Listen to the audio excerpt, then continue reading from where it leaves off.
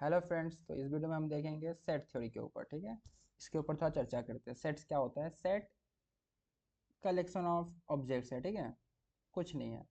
A well defined unordered collection of distinct element is called as set. Is called as set. हाँ, set का definition में तीन word जो कि most important है। पहला वेल डिफाइंड होना चाहिए सेट, दूसरा अनऑर्डर्ड होना चाहिए और तीसरा डिस्टिंक्ट एलिमेंट होना चाहिए। अनऑर्डर्ड, डिस्टिंक्ट एलिमेंट और वेल डिफाइंड, तीनों से क्या समझते हैं हम? अनऑर्डर्ड यानी कि ऑर्डर इंपॉर्टेंट नहीं है सेट के अंदर। अगर मैं यहाँ एग्जांपल में लिख के दिखाऊं तो अगर एक सेट है, पहला बात तो सेट को हम लोग कैपिटल लेटर से डिनोट करते हैं। ठीक है, अगर मैं कहूँ 1 2 3 या फिर मैं कहूँ A = 3 2 1, दोनों का मतलब एक ही है, मतलब ऑर्डर इज नॉट इम्पोर्टेंट। ठीक है, दूसरा है डिस्टिंक्ट एलिमेंट होना चाहिए, यानी कि अगर ए के अंदर 1 1 2 लिख दूं तो ये सेट नहीं है। सेट के लिए हमें क्या लिखना होगा? डिस्टिंक्ट एलिमेंट होना चाहिए, यानी कि 1 2। ठीक है, ये एक सेट है। This is not a set, this is multi set, जो हम आगे डिस्कस करेंगे। उसके बाद वेल डिफाइंड होना चाहिए। वेल डिफाइंड क्या होता है? जिसको हम डिफाइन कर, मतलब जो कि वेल डिफाइंड है। ओ माय गॉड, एक एग्जांपल लेते हैं। अ, कोई क्रिकेट खेलता है तो उससे अगर हम पूछे कि आपका फेवरेट प्लेयर कौन है, वो कुछ बोलेगा। मुझसे पूछे, मैं बोलूंगा मेरा कोई फेवरेट प्लेयर नहीं है, क्योंकि मैं क्रिकेट देखता नहीं हूँ। तो ये क्या वेल डिफाइंड कोई आंसर है नहीं। ठीक है, तो ऐसा नहीं होना चाहिए। दूसरा एग्जांपल लो, अगर कि मैं पूछूंगा सबसे स्मॉलेस्ट प्राइम नंबर क्या है, मैं बोलूंगा 2, आप बोलोगे 2, तो ये क्या है? वेल डिफाइंड है। ठीक है, तो ये सेट के अंदर आ सकता है। अब पार्ट 2 पे आते हैं, रिप्रेजेंटेशन ऑफ सेट। सेट को कैसे रिप्रेजेंट करते हैं? सेट को रिप्रेजेंट करने का तीन तरीका है। पहला है रोस्टर फॉर्म, दूसरा है सेट बिल्डर फॉर्म और तीसरा है स्टेटमेंट फॉर्म। इसको मैं थोड़ा सा ड्राइंग करके दिखाता हूँ। पहला है रोस्टर फॉर्म, दूसरा है सेट बिल्डर फॉर्म, तीसरा है स्टेटमेंट फॉर्म। ठीक है, रोस्टर फॉर्म में हमें सीधा सीधा सेट के अंदर का एलिमेंट्स दिया रहता है। देख सकते हैं यहाँ पे रोस्टर फॉर्म के अंदर हम लोग को सीधा सीधा सेट के अंदर का एलिमेंट दिया गया। सेट को हम लोग करली ब्रेसेस के अंदर डालते हैं, सेट के एलिमेंट्स को, और सेट को कैपिटल लेटर से डिनोट करते हैं, सेट के अंदर के एलिमेंट्स को स्मॉल लेटर्स में डालते हैं। ठीक है, रोस्टर फॉर्म में डायरेक्टली एलिमेंट दिया गया। सेट बिल्डर फॉर्म में क्या होता है? डायरेक्टली एलिमेंट ना देते हुए एक प्रॉपर्टी वो देते हैं, और उसको जो जो सेटिस्फाई करता है एलिमेंट, वो सेट के अंदर आ जाता है। जैसे यहाँ पे एक प्रॉपर्टी है, x such that x is a digit in a decimal system. Decimal system क्या होता है? जिसमें हम लोग 1 2 3 4 लिखते हैं, वो डेसिमल सिस्टम होता है। ठीक है, जिसका बेस 10 होता है। तो डेसिमल सिस्टम में कौन कौन सा डिजिट होता है? 0 से लेकर 9 तक होता है। तो एक्स, तो इसमें क्या हो जाएगा?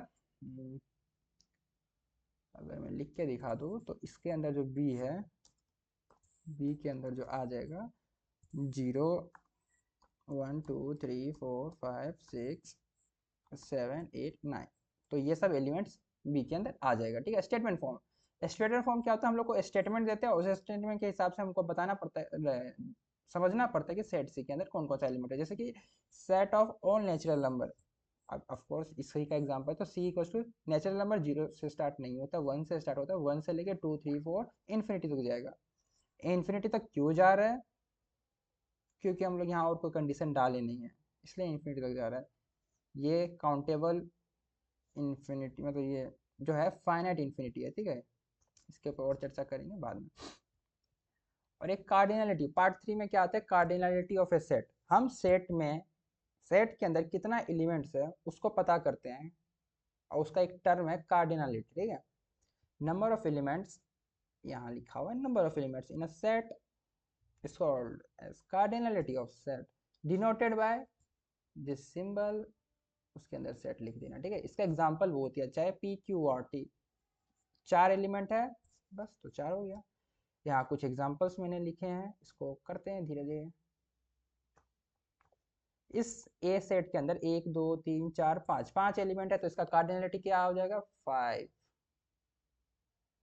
इस सेट के अंदर 1 2 3 4 5 5 है, तो 5 एलिमेंट है, तो कार्डिनलिटी क्या आ जाएगा? 5।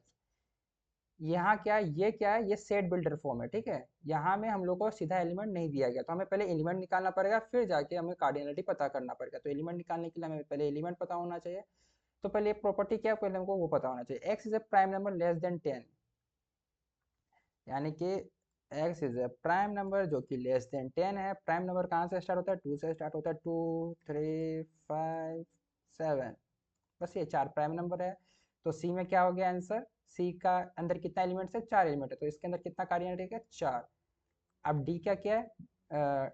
इफ सॉरी एक्स, वो सारे एलिमेंट्स जो कि इसको सेटिस्फाई करते हैं। X is an event number between 1 to 20। यहाँ पहले बिटवीन का मतलब समझ लेते हैं। बिटवीन जो होता है वो जनरली एक्सक्लूसिव होता है, ठीक है। एक्सक्लूसिव मतलब क्या होता है? यहाँ 1 और 20 इंक्लूड नहीं होगा, ठीक है। तो बिटवीन 1 and 20 यानी कि 2 से लेके 19 के बीच में जितना भी इवेंट नंबर है वो सारा हमें चेक करना है। 1 से लेके, ये ओपन ब्रैकेट का मतलब क्या होगा कि हमें इसको इंक्लूड नहीं करना है, बिटवीन का मतलब।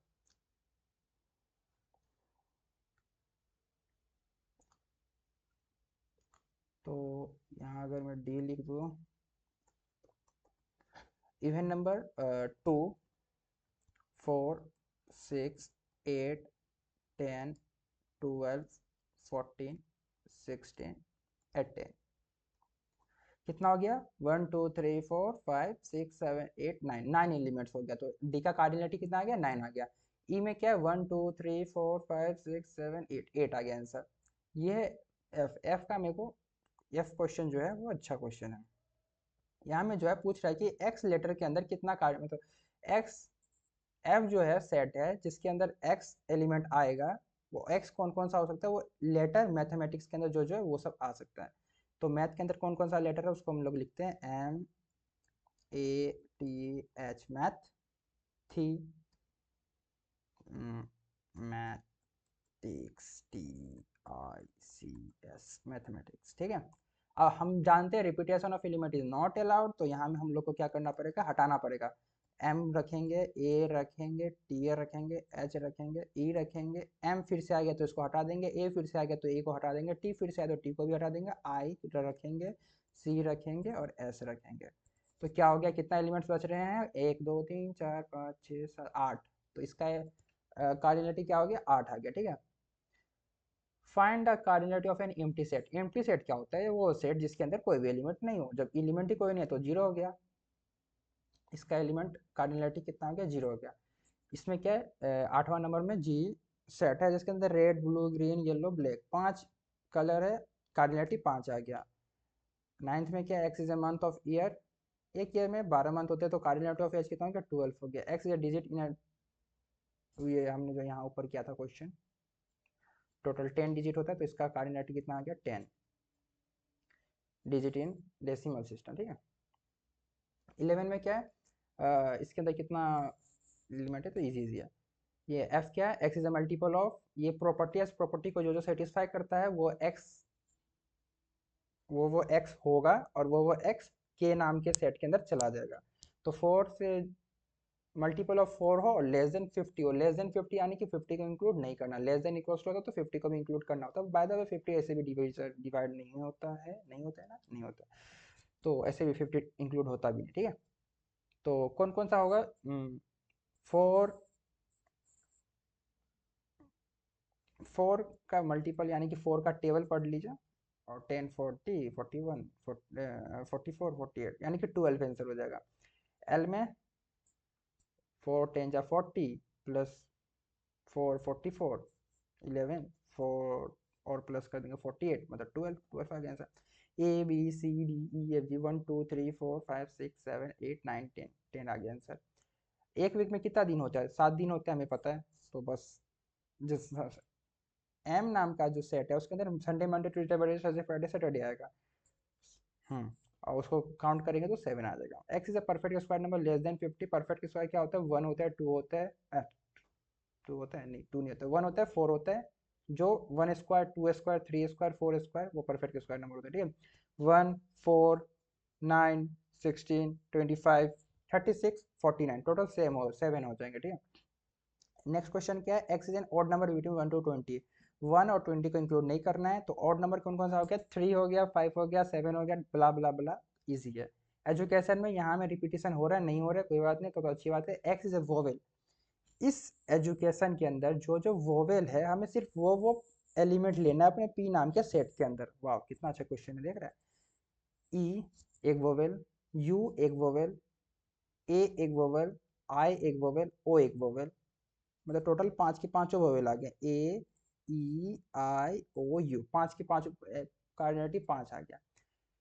इसमें क्या गया, क्यू के अंदर पांच, क्यू के अंदर ये सारे एलिमेंट्स है। ये तो डायरेक्ट टेबुलर फॉर्म में दे दिया, तो सारे एलिमेंट्स को बस एलिमेंट 50 एलिमेंट्स है, बस हमको देख के पता चल रहा है। X is a letter in engineering, engineering हम कर रहे हैं।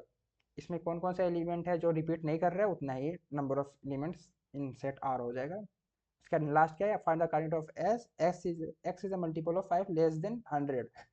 लेस देन 100 बोला, लेस देन इक्वल टू नहीं बोला, यानी कि 100 इंक्लूड नहीं होगा पहला बात तो।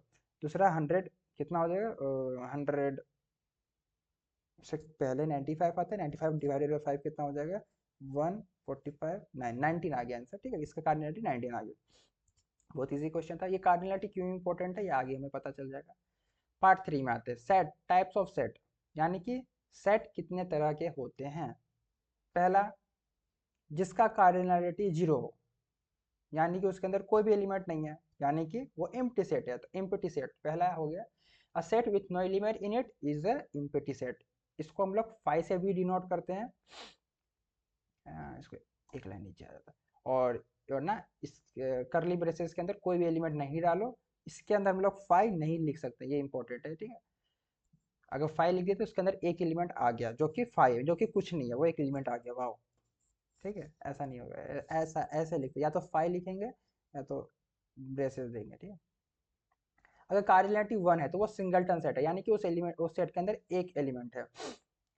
अगर कार्डिनलिटी कुछ आ रहा है, फाइनाइट सेट का कुछ आएगा, इनफाइनाइट सेट का कार्डिनलिटी क्या आएगा, इनफाइनाइट ही आएगा, वो तो कुछ है ही नहीं बात। तो any set with finite number of elements in it is a finite set. ठीक है, एग्जांपल ए आर एल, मतलब A R L, A comma R comma L, तीन इसका कार्डिनलिटी है, हम पता कर रहे थे, फाइनाइट सेट है। ठीक है, ये जो एम्प्टी सेट है ऑफ कोर्स वही फाइनाइट ही है, जीरो इसका कार्डिनलिटी आ रहा है, तो ये भी फाइनाइट सेट है। Infinite set, a set with infinite number of elements in it. Example में a set, set of all natural number. Set of all natural number, यहाँ कोई कंडीशन नहीं दिया कि set of all natural number less than 10। अगर ऐसा कहता तो फाइनाइट नंबर होता, लेकिन यहाँ कोई लेस देन 10 ऐसा कोई कंडीशन है नहीं, तो यह इनफाइनाइट नंबर है, तो इनफाइनाइट सेट हो गया। इक्वल सेट, इक्वल सेट मतलब क्या होगा, पहला तो इक्वल दो चीज के बीच में होगा, मेरे आपके बीच में इक्वल होगा, मतलब या तो मैं खुद के इक्वल थोड़ी ना हो जाऊंगा। ठीक है, तो दो सेट को इक्वल तभी हम कहेंगे जब दोनों सेट के अंदर का एलिमेंट सेम हो। ए के अंदर 1 2 3 है, बी के अंदर 3 2 1 है, कोमा से सेपरेट है, मतलब 1 एलिमेंट 2 एलिमेंट 3 एलिमेंट 3 2 1।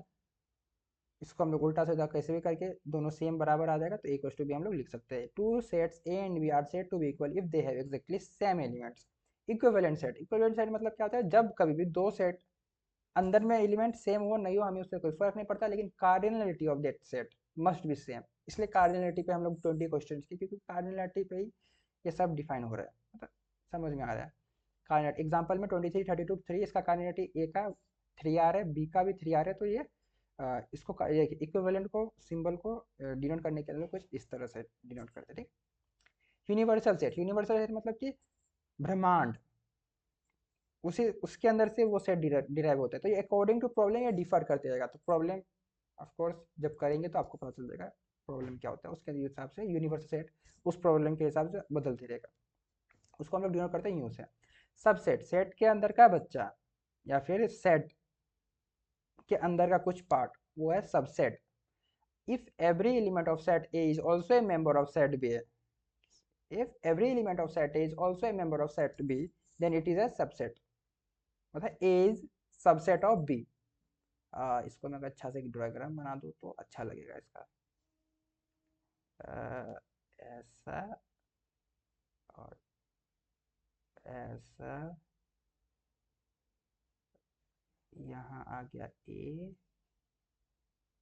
यहाँ आ गया B।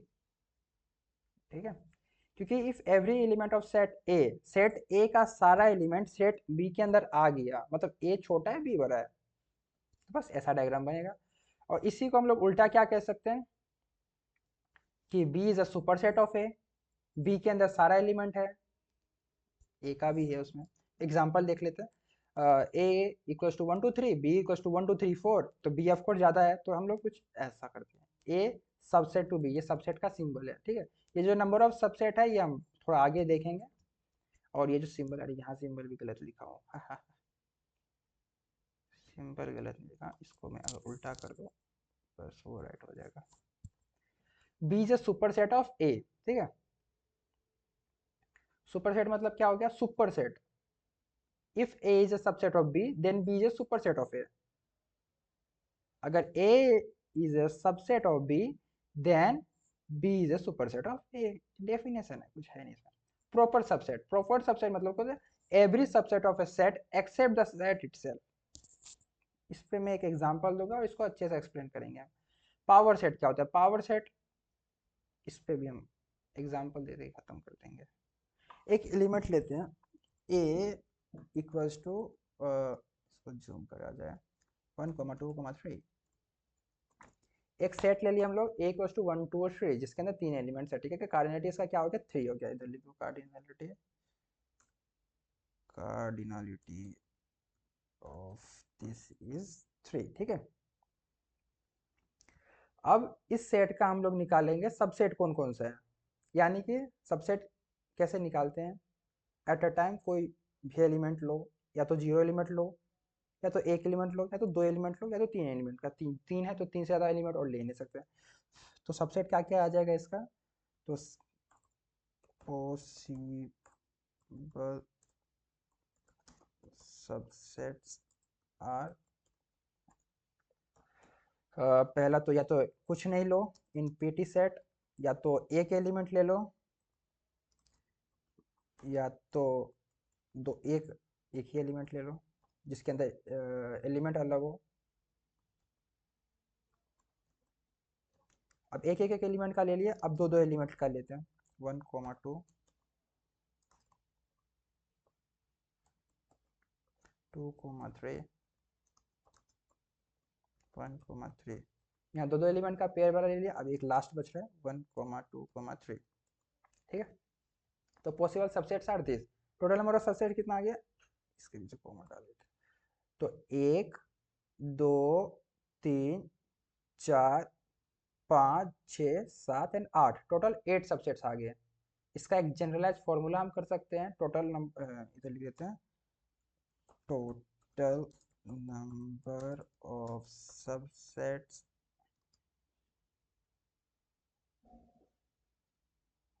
इक्वल्स टू 8, ठीक है। कि कैसे आया 8, अगर इस पे इतना नहीं बना के डायरेक्ट अगर पता करना हो तो वो ही है 2 की पावर n, 2 की पावर n। n क्या है यहाँ, कार्डिनलिटी है, ठीक है।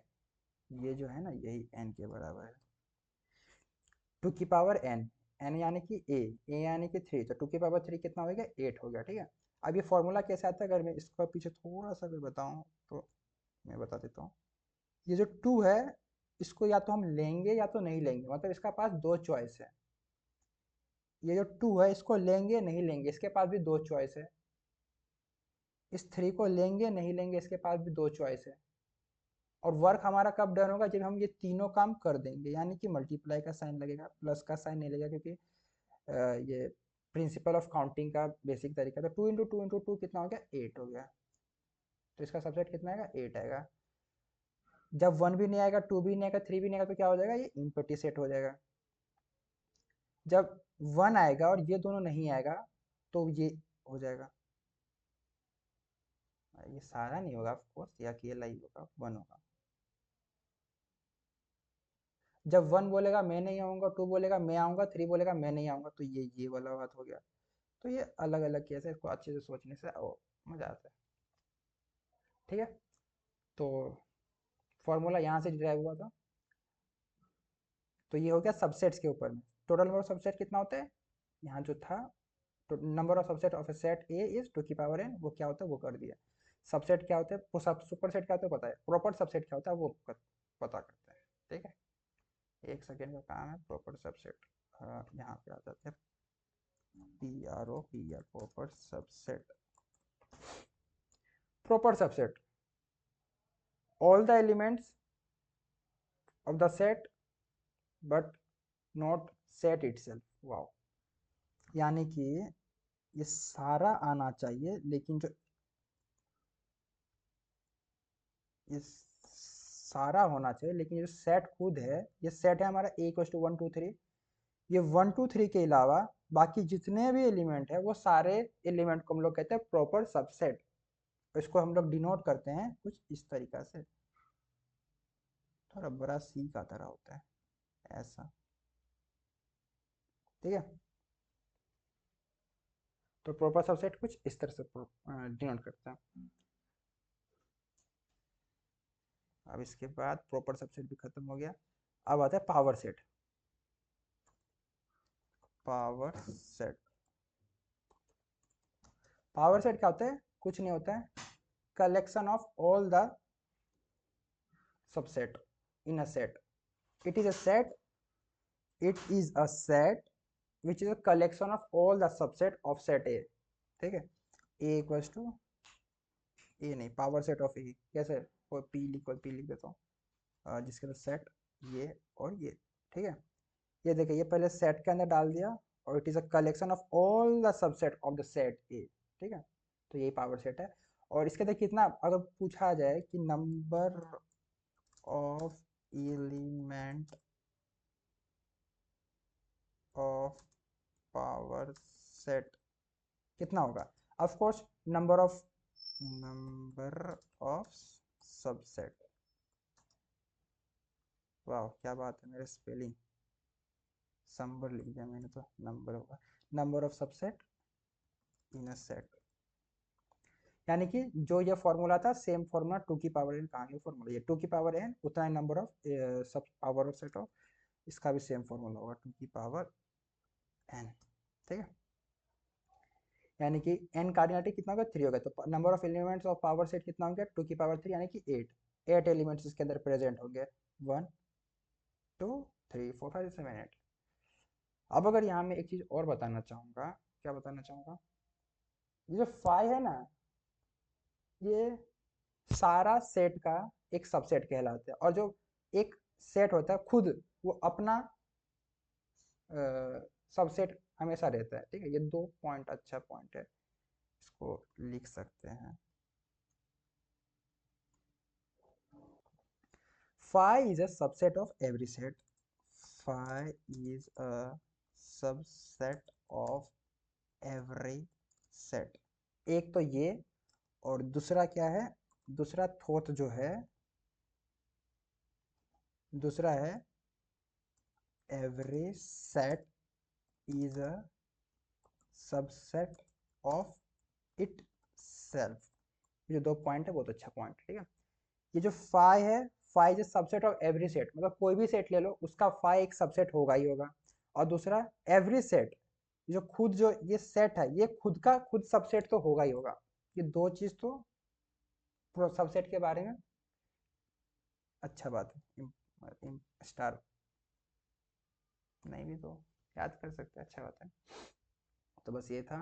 और अगर number of proper subset, number of element in proper subset पूछा जाए, तो number of element in proper subset कितना है, वही है 2 की पावर n -1, क्योंकि बस यहाँ पे एक एलिमेंट नहीं आ रहा जो इट सेल्फ सेट होता है। बस बात करता हूँ, तो यहाँ में ये तीनों को बस एक्सप्लेन हो गया। अब आते हैं अनदर क्लासिफिकेशन ऑफ सेट, ठीक है। एक तो सेट को हम लोग देख ले कार्डिनलिटी के पॉइंट ऑफ व्यू से, अब हम लोग कोई और पॉइंट ऑफ व्यू से देखेंगे सेट को। Countable uncountable, countable set uncountable set. Countable set क्या होता है, जिसको हम काउंट कर सकते हैं, या फिर जिसके बारे में हम डिस्योर है। अनकाउंटेबल सेट जिसके बारे में हम लोग अनश्योर है, जिसके बारे में हमें पता ही नहीं कि काउंट कर सकते हैं, मतलब कितना है उसको हम काउंट नहीं कर सकते, ठीक है। तो इसको ना देखते हुए यहाँ जो मैंने लिखा है वो थोड़ा सा मैंने कंजूसी किया जगह का।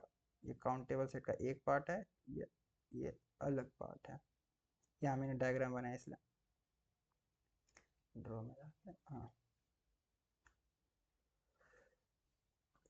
फाइनाइट सेट, सेट का 2 पार्ट होगा, या तो काउंटेबल होगा सेट या तो अनकाउंटेबल होगा, ठीक है।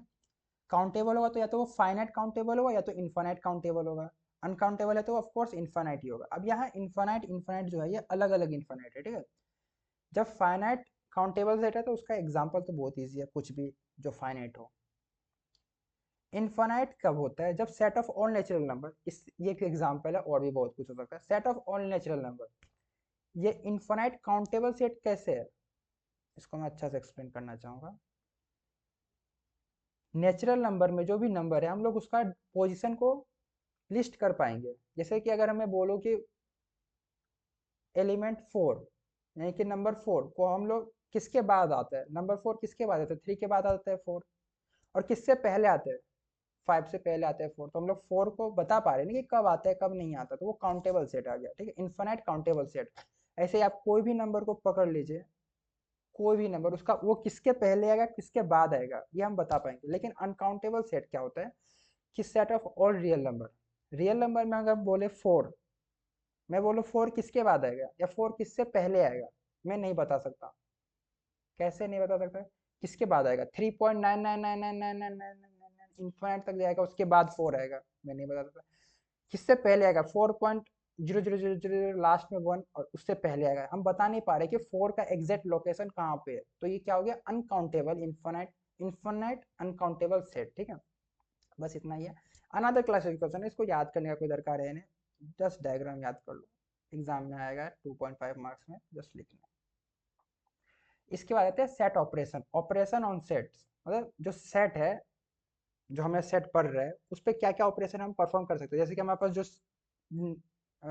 डेसिमल सिस्टम है उसमें 2+3 यानी कि प्लस कर सकते हैं, माइनस कर सकते हैं, इंटू कर सकते हैं, डिवाइड कर सकते हैं, पावर कर सकते हैं, और बहुत कुछ कर सकते हैं। तो सेट के ऊपर कौन कौन सा ऑपरेशन हम कर सकते हैं? पहला ऑपरेशन है कॉम्प्लीमेंट कर सकते हैं हम सेट का। कॉम्प्लीमेंट हमेशा एक सेट का होता है, ठीक है। यूनियन कर सकते हैं, यूनियन दो सेट को जोड़ देना। इंटरसेक्शन दो सेट से कॉमन चीजें ले लेना। सेट डिफरेंस, इस अगर मैं बोलूँ a माइनस बी, तो एलिमेंट तो यहीं का आएगा लेकिन वो सारा एलिमेंट यहाँ का हट जाएगा जो जो एलिमेंट बी में है, ठीक है। आगे देखेंगे आगे। और सेट डिफरेंस यानी कि ओनली ए या ओनली बी। कॉम्प्लीमेंट को हम लोग कुछ इस तरह से डिनोट करते हैं, इसको अगर मैं अच्छे से दिखाऊं तो a की पावर c या तो a की पावर बार, या तो ऐसे डिनोट करते हैं या तो, और ये जो नीचे में है ना वो वेन डायग्राम है, ठीक है। कॉम्प्लीमेंट ऑफ सेट का ऐसे हम लोग वेन डायग्राम से, अगर a नाम का एक सेट है, u यूनिवर्सल सेट है हम जानते हैं, तो u माइनस ए, यहाँ मैंने लिखा है u माइनस ए, यानी कि ये जो पूरा है यूनिवर्स, उसमें से अगर मैं इस पार्ट को हटा दूँ तो ये कॉम्प्लीमेंट वाला पार्ट बचा, तो बस वही कॉम्प्लीमेंट है। यूनियन क्या होता है? आइदर ए और बी, क्वेश्चन में क्या होता है ना, आइदर ए और बी अगर कहीं लिखा मिल गया तो ए यूनियन बी करना पड़ेगा। इसका मेनली यूज प्रोबेबिलिटी वगैरह चैप्टर में ज़्यादा आता रहता है। ए यूनियन बी यानी कि ए भी चाहिए मुझे, बी भी चाहिए मुझे, ठीक है। बस ए यूनियन बी, यहाँ में 2 बार आ रहा है, रिपीट हो रहा है। फॉर्मूला में हम लोग इसको माइनस कर देते हैं, लेकिन जो सेट होता है उसके अंदर क्या करना पड़ता है, हमें जो जो कॉमन जो जो रिपीटेशन है उसको हम लोग एक ही बार लिखते हैं। ए इंटरसेक्शन बी यानी कि दोनों का बीच का पार्ट, तो दोनों ए और बी के बीच में कौन सा पार्ट है? ए इंटरसेक्शन बी में दोनों के बीच का पार्ट को हम लोग बस लिखेंगे, ठीक है। अब क्या ए माइनस बी को हम लोग कह सकते हैं ओनली ए, यहां लिखूंगा मैं ओनली ए, ठीक है। ओनली ए मतलब क्या होगा, इसको बारीकी से देखो डायग्राम को, यानी कि मैं बस इसका पार्ट का बात कर रहा हूँ, बस अरे बारीकी से डायग्राम तो बना रहे, कोई ना मिटा देता हूँ, हाँ हाँ हाँ। और ये भाई साहब इतना बड़ा रबर आ गया, इतना भी बड़ा रबर नहीं चाहिए था, साइज छोटा करा जाए। हैं, ये कैसे हो रहा है? हाँ, नहीं भाई, इस तरह तो मैं 2 बार ऐसे करता है यू हो जाता है ना। वैसे समझ गया होंगे, ओनली ए मतलब सिर्फ ये वाला पार्ट, ठीक है। सिर्फ ये वाला पार्ट ओनली है, ठीक है। और बी माइनस ए मतलब क्या होता है, only B. Set difference, set difference क्या होता है, आइदर ए और बी, नॉट बोथ, यानी कि दोनों नहीं चाहिए, यानी कि या तो सिर्फ ये चाहिए या तो सिर्फ ये चाहिए, मुझे ये नहीं चाहिए। A minus B plus B minus A, वो हो गया सेट डिफरेंस, ठीक है।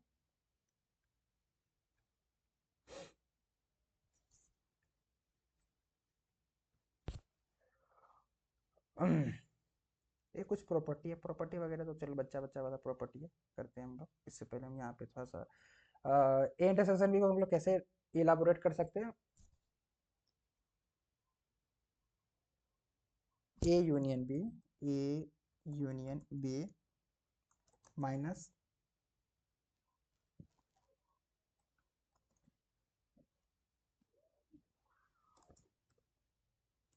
ए इंटरसेक्शन बी, ठीक है। ऐसा क्यों लिखा मैं बताना चाहूंगा। ए यूनियन बी मतलब क्या हुआ, पहले ये बताओ। ए यूनियन बी मतलब हो गया ये पूरा पार्ट यहाँ से लेके यहाँ तक, ये पूरा पार्ट, ये पूरा पार्ट, ये पूरा पार्ट। और इस पूरे पार्ट में से अगर मैं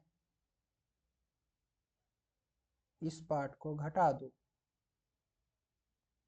इस पार्ट को हटा दूं, तो क्या बचा, ओनली है या तो ओनली बी, बस यही था। और समय ना इस पे गवाते हुए हम लोग क्या करेंगे अभी, प्रॉपर्टीज देख लेते हैं। डिमॉर्गन्स प्रॉपर्टी यही एक सबसे ज्यादा इंपॉर्टेंट मेरे ख्याल से, वरना तो आइडेम्पोर्टेंट, एसोसिएटिविटी, कम्यूटिटी,